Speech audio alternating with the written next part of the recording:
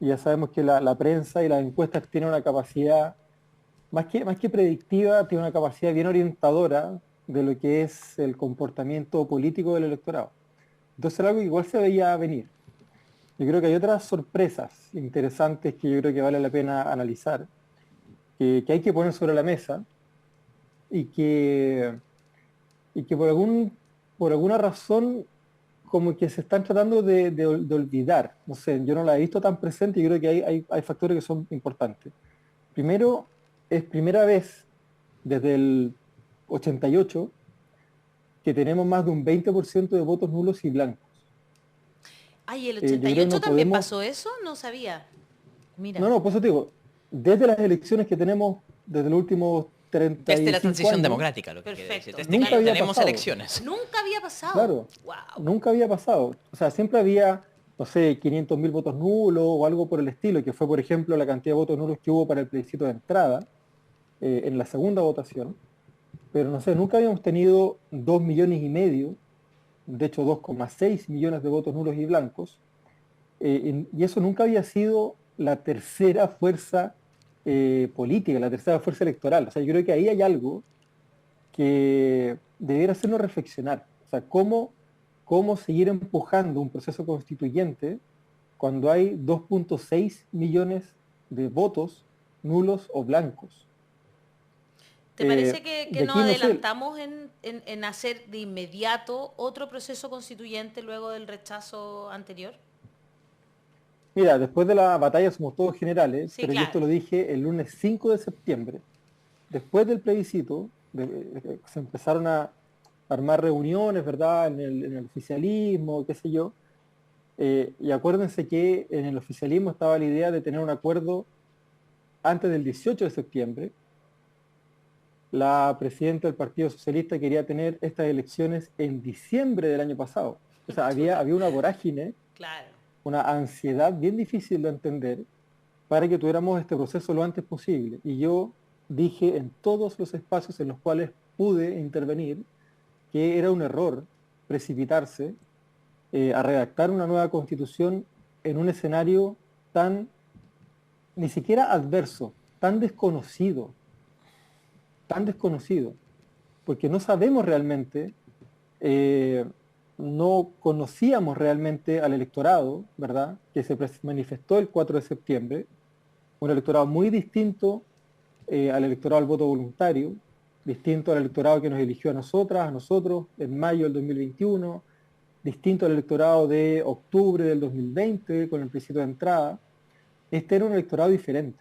Entonces no solamente había un contexto de derrota, sino que además había mucho que analizar de lo que habían sido los últimos 3 años, del trabajo de la constituyente, de sus errores, pero también de sus aciertos, que los hubo, y respecto a lo cual no se dice prácticamente nada, pero también de ese nuevo electorado que se estaba manifestando el 4 de septiembre. Entonces, eh, abalanzarse de manera tan irreflexiva, tan prematura, tan ansiosa a un nuevo proceso, eh, tenía muchas posibilidades de que saliera mal, ¿verdad?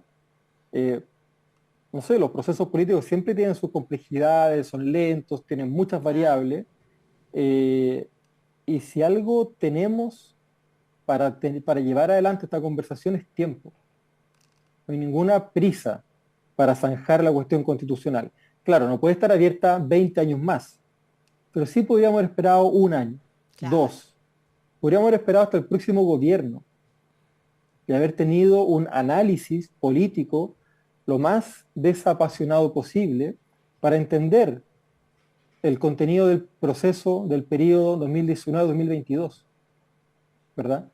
Y entenderlo no desde lo que la prensa hegemónica quiere que todo el mundo entienda.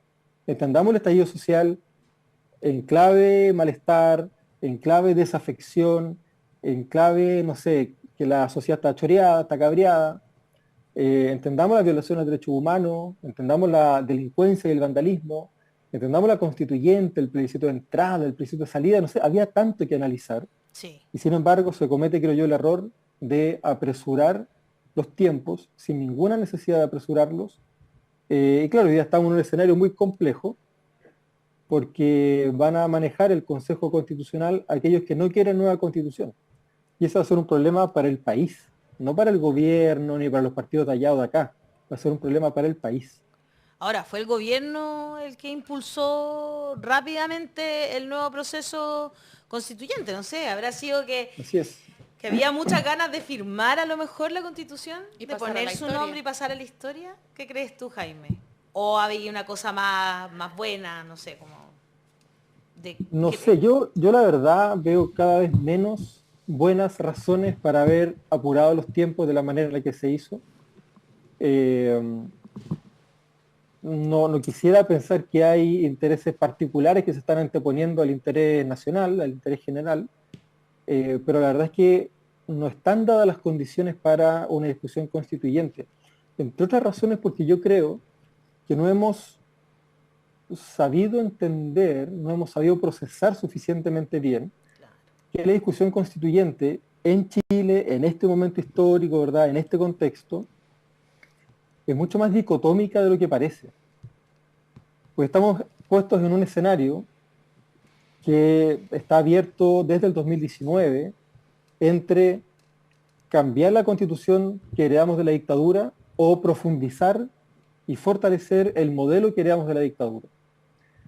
Y eso pasa por entender que el diseño político y constitucional de la dictadura está agotado y tiene que ser superado, o bien que está agotado y tiene que ser reforzado.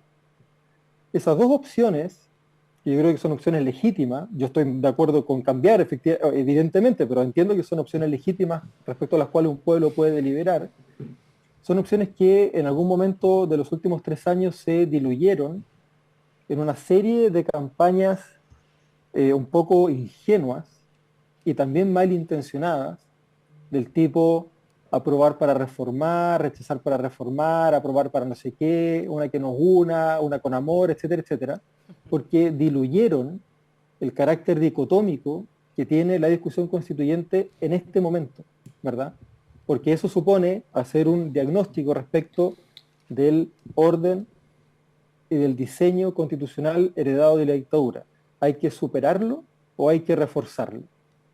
Y esa discusión yo creo que no la hemos tenido suficientemente y estamos un poco a la carrera tratando de redactar un nuevo texto, pero sin mucha claridad de si realmente necesitamos una nueva constitución, una nueva forma de organización política de la sociedad. Su o Hassan. ¿Cuál de los dos va primero? Dispara Hassan. Ya. Si uno mira los resultados de rechazo, ¿cierto? Que estamos hablando de 7,8 millones de personas votando, que es una participación electoral única en la historia chilena, porque se hizo con inscripción automática y voto voluntario, cosa que no han hecho en toda la historia chilena. Entonces fue bien curiosa esa decisión. Eso cambia la realidad de, como bien dijiste, Jaime, de este universo electoral.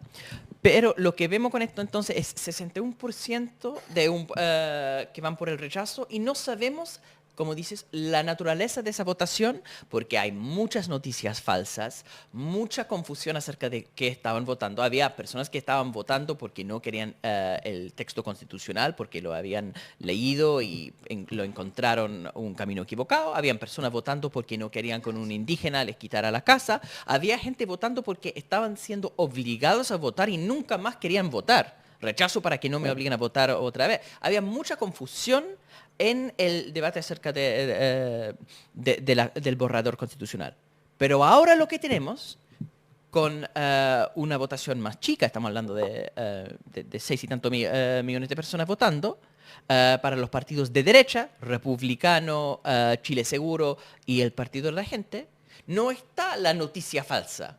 No está la misma confusión. Es un voto consolidado con una visión bien clara acerca de orden, de seguridad, de protección en el sentido del lado represor del Estado. Entonces esa gente está ahí y está mucho más clara esa visión. Donde existe la confusión está el otro lado, porque estamos hablando de 47% de la población que tiene una visión muy clara y una izquierda completamente desordenada. Desde el voto de apruebo, de 2020, cuando había 5 y tantos millones de personas, 5,8 millones de personas votando porque quieren un nuevo proceso constituyente, porque sí quieren una visión distinta del país. Y esta confusión total, hay un cambio dramático en el campo de la izquierda. Entonces la pregunta es, ¿quién tiene responsabilidad por esa destrucción total de la claridad que tenía la izquierda desde hace tan poco tiempo? ¿Dónde están las culpas, digamos? Yo creo que hay muchas responsabilidades compartidas. ¿Ah? Evidentemente la constituyente tiene una responsabilidad en esto, probablemente porque empujamos muchos carros de reforma simultáneamente. O sea, se trataron de implementar reformas en prácticamente todos los ámbitos del diseño constitucional. Y yo creo que eso fue un error, no por el desorden, no por los disfraces, no por el pelado Bade, sino que por la ansiedad de consolidar cambios profundos en un año, básicamente, de discusión constituyente. La historia de Chile muestra que los procesos de cambio social son muy lentos, la participación popular es más bien temerosa, es más bien menor, y yo creo que el gran error de la constituyente fue ese, fue haber apretado el acelerador con demasiada intensidad. Pero yo soy un convencido de que no podemos culpar a la constituyente de todos los males de la política chilena de los últimos 35 años, ¿verdad? El actual gobierno cometió errores importantes durante su primer año de mandato, cuando, por ejemplo, constitucionalizó la discusión de las AFP, que era una cuestión que no estaba ocurriendo en la constituyente en abril del 2022. Inmediatamente eso rebotó en la Convención Constitucional y fue utilizado, ¿verdad?, en la campaña del rechazo. Claro. Yo creo que cometió un error importante cuando empezó a mostrar alternativas a la elección dicotómica pro-rechazo, cuando el presidente dijo, por ejemplo, bueno, si esta se rechaza no importa, hacemos otra. Eso debilitó muchísimo la fuerza que estábamos teniendo, ¿verdad?, en el despliegue territorial de la campaña por el apruebo. Hubo un error comunicacional importante, creo yo, cuando se acuerdan reformas a un texto que ni siquiera había sido plebiscitado todavía. Pero yo creo que hay también, y tratando de conectar esa pregunta con los resultados de las elecciones pasadas, hay un error de lectura histórica, hay un error de lectura política muy grave, muy seria, del centro por el rechazo o de la centroizquierda por el rechazo. Esa gente hoy día no tiene ninguna relevancia, ningún peso político en la discusión constituyente. Se plegaron al discurso del rechazo, fueron la cara visible de la campaña financiada por la derecha guardó a toda su gente para la campaña del rechazo y quienes pusieron la cara fueron esta gente de la centroizquierda por el rechazo. Se presentaron a las elecciones constituyentes y no obtuvieron ni un solo consejero, ni uno solo. O sea, todo ese desgaste político fue capitalizado por la derecha. Y eso es un error, y más encima por la ultraderecha, y eso es un error garrafal, es un error de lectura política, es un error de lectura histórica, porque el 4 de septiembre estábamos llamados a elegir básicamente entre cambiar el modelo heredado de la dictadura o reforzarlo. Y esta gente equivocó, creo yo, su lectura y optó por reforzarlo. Y ahora lo que vamos a ver durante este año y probablemente durante un buen tiempo más, como lo estamos viendo en la comisión experta, que la discusión está dada más bien para arreglar los puntos flacos del proyecto constitucional de la dictadura, como el principio de subsidiariedad que sale fortalecido en la propuesta de la comisión experta, y no a cambiarlo. Si eso es lo que el pueblo quiere, bueno, no importa. Pero yo creo que todas y todos los actores que hemos estado participando en esto, que tenemos responsabilidades en lo que está pasando, debiéramos hacer un ejercicio analítico, ¿verdad? De analizar políticamente dónde hemos estado y qué es lo que hemos propuesto. Porque ese sector, especialmente después de los 0 representantes que obtuvo en las elecciones del 7, yo creo que tiene una responsabilidad muy importante. No olvidarlo, no hay que olvidarlo. Yo creo que no hay que olvidarlo. Los Chaín, incluso Ricardo Lagos, ¿verdad? Gente Exactamente. que le hizo, Bueno, Natalia Piergentili, todo el Ojo, PPD, ojo, todo el PPD, es toda interesante. algunos de la DC. Bueno, es interesante esto de decir que el problema o uno de los grandes responsables de esta situación es de esos, entre comillas, centro izquierda por el rechazo.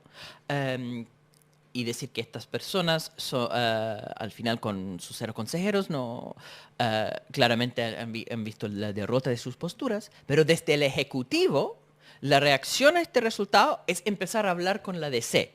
Es reforzar la posición del PPD dentro del Ejecutivo. El Ejecutivo que, eso yo quiero volver a esto, que cometió muchos errores durante el proceso constituyente, se llama autocrítica de la convención, pero Mm. de parte del Ejecutivo, es curioso esto de autocrítica, pero siempre es crítica a otra persona.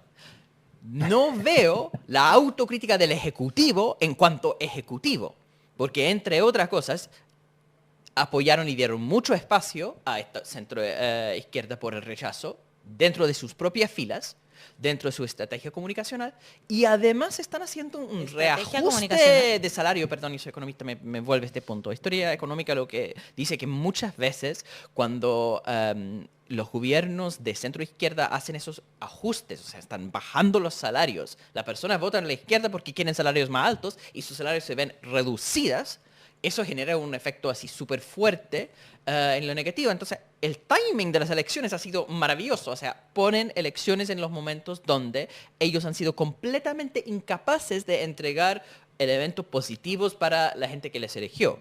Entonces, yo pongo a pensar, ¿dónde está la lectura, el aprendizaje de eso en el Ejecutivo? ¿Ves Sí, algo? yo creo que tienes mucha razón, Hassan. Y parte del, por así decirlo, desfonde ideológico de la izquierda, en algún sentido pasa por eh, estos palos de ciego, estos palos un poco débiles que vienen desde el Ejecutivo. Riesco, creo que fue una persona apellido Riesco, hace un par de días dijo algo así como que el presidente no puede olvidar que fue elegido para enfrentar a los poderosos en defensa del pueblo. Eh, y yo creo que se ha perdido un poco esa brújula, se ha perdido un poco ese norte. En Chile hay un problema que yo creo que es imposible de desconocer. En Chile hay un problema de concentración del poder. Concentración del poder económico, concentración del poder en la capital, concentración del poder en el poder ejecutivo, ¿verdad? Eh, Hay una concentración de poder muy importante que genera mucha riqueza por un lado, y genera mucha pobreza, marginalidad, miseria, zonas de sacrificio por el otro. Y la gran razón por la cual el presidente Boric fue elegido, especialmente en oposición a Kast, ¿verdad? Fue para defender al pueblo frente a esos abusos de poder. El abuso de poder viene principalmente de la concentración del poder. Acordémonos de la canción de León Gieco, ¿verdad? Que se usó como jingle de campaña. Sí. O sea, por algo esa épica se fue construyendo en torno a un candidato, a un proyecto, a un programa y sobre todo en oposición al otro, ¿verdad? Y en esa oposición, ¿verdad? Donde hay un candidato que gana y hay otro candidato que pierde, el que gana empieza progresivamente a desprenderse de aquello que lo hizo ganar. Que puede ser razonable porque había que ampliar la base de apoyo, ¿vale? Eh, pero creo yo ahí que lo razonable es crecer, no desplazarse. Yo creo que en ese desplazamiento han quedado sectores un poco huérfanos, han quedado ideas, definiciones políticas, proyectos, programas un poco huérfanos. Se ha fortalecido artificialmente al centro y a la centroizquierda. Y una de las pruebas de eso es que tenemos votos nulos y blancos que superan el 20% del padrón. El 20%. Bueno, no sé, yo creo que hay muchos factores juntos, pero que efectivamente dan cuenta de un escenario muy, muy complejo y muy rico de analizar. A mí me gusta mucho tu análisis, Jaime, debo confesar que estoy profundamente de acuerdo y me da mucha eh, decepción, yo creo, captar que ahora estamos hablando de que va a entrar la DC al gobierno. Como que o sea, esa base que votó, queremos ya un presidente joven, ¿no es cierto? Eh, entonces, como que uno dice, chuta, no estamos entendiendo nada. Se lo están diciendo una, dos, y no entendieron nada. No entendieron que la gente o sea, su base política está en otro lado, no ahí al medio, Exactamente. entonces como que uno dice, chuta, de verdad como que da un poco de decepción. ¿Qué sentiste tú, si estamos hablando de ese 5 de septiembre, que pucha que fue difícil levantarse, pucha que Mm. fue difícil enfrentar eh, a las personas? Nosotros trabajamos con Daniel Stingo, eh, nos jugamos también por el apruebo aquí como programa, que tampoco es muy, como que no se suele hacer, digamos, ¿no? Que el periodismo diga, ya, me voy a poner acá, pero pensábamos que era lo que el país necesitaba, ¿no? Lo hicimos con mucha honestidad. Eh, y no sacrificamos, lo hicimos. ¿Cómo te sientes tú? O sea, ¿cómo te sentiste ese 5 de septiembre que durante tantos años, porque tú estuviste Mm. años pregonando que necesitábamos un cambio constitucional? No solo ese año que estuviste encerrado en el Senado, en el ex Senado, ¿no? Sino también durante años de tu vida has pregonado ese cambio constitucional necesario. Y luego tuviste la oportunidad de hacerlo. Cuando perdimos, porque yo me incluyo, cuando perdimos, ¿qué te pasó? ¿Cómo estuvo tu ánimo durante todos estos meses? Bueno, ha sido muy difícil, muy complejo. Eh, a diferencia de lo que se dice un poco de la política profesional, quienes veníamos de afuera no tenemos cuero de chancho, ¿verdad? No estamos aquí eh, curtidos, ¿verdad? Después de años y décadas, qué sé yo, de negociaciones raras y de golpes y de polémicas por la prensa, ¿verdad? La gran mayoría de las constituyentes y de los constituyentes que entramos a la Convención Constitucional, incluyéndome yo en ese lote, éramos personas que estamos participando de esto por genuina convicción, no por carrera política, no por intereses económicos, no para representar a los poderosos, ¿verdad? Sino que por convicción. Y de hecho la gran mayoría de los constituyentes de la Convención Constitucional han vuelto a sus espacios laborales y familiares. Son muy poquitos los que han seguido como en una carrera política en esto. Entonces, claro, fue un golpe duro, un golpe para el cual no estábamos acostumbrados. Efectivamente, yo llevaba, no sé, 10, 15 años hablando de Asamblea Constituyente. eh, y las primeras asambleas en plaza llegaban 10, 12 personas y a las últimas, el 2019, 2020, llegaban 1000. ¿Ah? Claro. Entonces, claro, había como un proceso de construcción y de acumulación de poder popular que nos había llenado de esperanza, por lo menos hasta el verano del año 2020, que tratamos de representar y de concretar en el trabajo de la Convención Constitucional. Yo creo que esa propuesta de nueva constitución del año 2022 recoge muchas de las demandas populares que se han ido construyendo en las últimas décadas en el país. Eh, y claro, llegamos al 4 de septiembre muy arriba, con unos cierres de campaña muy masivos prácticamente en todo el país. Y la desilusión fue muy grande. Diría yo que principalmente porque habíamos destinado mucha energía como pueblo, no solo los constituyentes. El pueblo de Chile había destinado mucha energía vital para abrochar un proceso de cambio que nos ha costado mucho. O sea, la lucha contra la Constitución del 80 empezó antes de que se promulgara la Constitución del 80, Ujú. ¿verdad? Claro. Llevamos mucho tiempo luchando contra la Constitución del 80. Yo creo que nunca habíamos estado tan cerca de derrotarla. Pero yo creo que lo que falta y que nos falta un poco a todos, a todas, es entender que ese es un proyecto que tiene que ser derrotado, que tiene que ser superado, ¿verdad? Y que claro, cuando las condiciones políticas, sociales, culturales estén dadas, eso va a ocurrir. Eh, pero lamentablemente entramos en una dinámica muy ingenua, muy bonachona, de la casa de todos, ¿verdad? Y este tipo de cuestiones que tienden a diluir el carácter político de las diferencias políticas. Y claro, y la fuerza del cambio se pierde. Ahora, hubo muchos factores que influyeron también. La desmovilización, ¿verdad? Acompañada por la pandemia, el incremento explosivo de votantes que pasamos del voto voluntario en octubre del 2020 al voto obligatorio en septiembre del 2022, ¿verdad? O sea, hay muchos factores. Claro, los medios de Pero, comunicación, las redes sociales. claro, pero lo más complejo es que efectivamente hay una decepción que gestionar, hay una decepción que administrar, porque nunca habíamos desplegado tanta energía para el cambio constitucional como ahora, y sin embargo fracasamos, Sí. ¿verdad? Entonces, claro, las condiciones del cambio ahora son muy distintas, muy probablemente a lo más que podríamos aspirar es a tener una constitución más bien procedimental, más bien mínima, pero ya estamos viendo que la comisión experta está tirando el tejo súper pasado, reforzando los pilares del Estado subsidiario, reforzando los pilares de la Constitución del 80, incluso en su diseño original.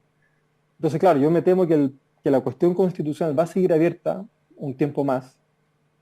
Eh, y claro, ese 5 de septiembre hubo mucha decepción que administrar porque esperábamos que la cuestión constitucional se cerrara con el plebiscito del 4. Tenemos muchos comentarios, hay mucha gente viéndonos a esta hora. En Facebook, Margarita Aguilar dice, buen día, don Jaime Baza, un gran profesional y un gentleman. Mis saludos. Genesis Tú dice, grande Jaime Baza. Rosa Rojas, muy de acuerdo con Jaime. Joel Ismael Moya Morales dice, entre abstención, nulos y blancos, suman el 35% de los votantes. Eso hay que leerlo políticamente. ¿Qué significan Exactamente. esos 5 millones de votos que no participan del proceso? Ana Cruz Gallegos dice, un gran saludo al señor Jaime Baza, agradecer el gran trabajo que ejerció en nuestra constitución rechazada. Como habla la gente, nuestra constitución rechazada. Tengo Sí. hartas ejemplares, si a alguien le hace falta, porque yo lo tengo con harto cariño igual. ¿Ah? Nancy Riquel me dice, como recuerda Jaime, el presidente salió a dar ese nefasto punto de prensa colocando una nueva alternativa al plebiscito. Qué mal. Víctor Guzmán Agurto dice, concuerdo con Baza, cuando abrieron la puerta a un nuevo proceso, mandaron todo a la chucha, junto a todos los documentos que supuesta gente de la prueba, Quesada, por ejemplo, dice. Gloria Galvez dice toda la razón, Baza, y fue peor. Cuando ganó el rechazo, salió diciendo, hemos sido derrotados. O sea, ese fue el momento de la rendición. Carlos Vergara dice, el anulo todavía no les hace sentido. Josefa Bastías dice, salieron los de la Concerta traicionando como siempre. Miriam González dice, yo les informo que no hay enemigo pequeño. Boris Goitiandia de la comunidad dice, qué tremendo Jaime Baza. Hay muchos fachas que quieren que todos los ex convencionales que no son de derecha hagan un harakiri, pero la política da muchas vueltas y ojalá que Jaime no se aleje para siempre de la cancha política. ¿Te gustaría seguir en política, Jaime, o ya volvimos a la academia y difícil salir de ahí? O sea, yo volví a la universidad, de hecho, el 5 de julio del 2022, terminando el trabajo en la constituyente, entre otras razones porque ese es mi trabajo, yo vivo de mi trabajo, tengo que pagar las cuentas. Claro, hay harto que Entonces, pagar claro, después. así que claro, lo primero que hice fue volver a la universidad y además que entre otras razones porque también me gusta mucho el trabajo que hago ahí. Pero claro, no tengo idea, lo que decía la persona ahí que nos está escuchando es totalmente cierto. La vida da muchas vueltas, la política da muchas vueltas. Si es que es verdad que esto ha tenido un movimiento pendular, en algún momento el péndulo va a venir de vuelta, ¿verdad? Los ciclos políticos no son eternos. Pero yo la verdad es que no sé lo que voy a hacer. Por ahora estoy con mis clases, estoy dirigiendo tesis, estoy en la universidad, que es un poco también mi espacio de reflexión, ¿verdad? Para mirar y pensar en lo que está pasando. Y no tengo ningún proyecto político en el corto ni mediano plazo. Bueno, aquí hay hartos que piden que no dejes la política. De todas maneras, yo creo que es muy importante seguir analizando y para eso sí creo que vamos a seguir necesitando tu aporte, porque tenemos que entender el momento que estamos viviendo y para dónde vamos a seguir yendo. Es súper importante, así que espero que esta no sea, hace tiempo que no nos veíamos, pero espero que nos veamos más seguido. Hay mucha Y de gente todas maneras, conectada, mucha gente de todas maneras, yo interesada en lo siempre que a nos puedas disposición. contar. Eso, muchas gracias Jaime, un abrazo enorme aquí de La Voz de los que Sobran. Desde mi parte también te agradezco todo ese trabajo que realizaron durante ese año y dudo mucho que las cosas se hayan hecho así para perderlas. Yo creo Claro. que va a quedar ahí siempre como un pedazo de historia de todas formas, aunque haya sido rechazado. Un abrazo enorme. Muchas gracias por estar Dale, aquí. muchas gracias. Muchas gracias por la invitación. Un abrazo a todos y cariños también a las personas que nos están mirando por ahí. Muchas Muchas gracias. gracias. Chao, Jaime. Ahí está. Hoy Chao. me dieron ganas. Vi la casa de Jaime como con ese librero y esas piedras debajo y me dieron ganas de estar en la playa, así con una chimenea. Mira. Me dio una